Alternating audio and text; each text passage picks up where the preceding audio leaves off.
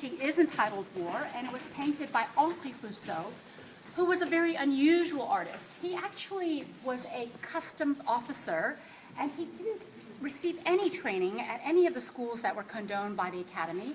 He didn't even start painting until he was in his 40s. And so you can see that his style is kind of childlike. And he's used a very naive way of depicting. She is still a goddess. She is the goddess of war and vengeance. And he's depicted it in a very almost cartoon-like manner.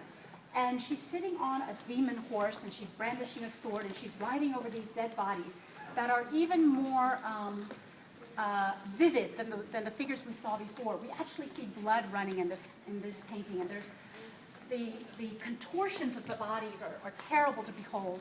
And we see that there are crows that are eating the human flesh.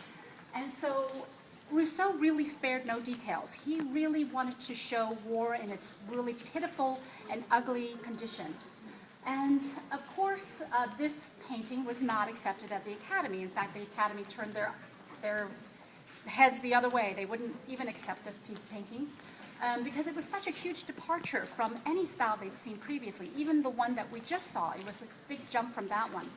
So Rousseau was really alone in his quest for this new style, but he had enough people encouraging him that he continued to paint.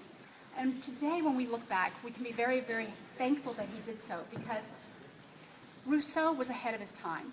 Even today, we cannot say where he belongs in the art historical time frame, and his work defies all categorization.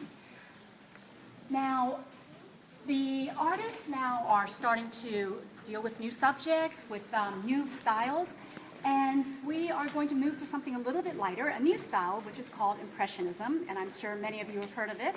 So we will turn the corner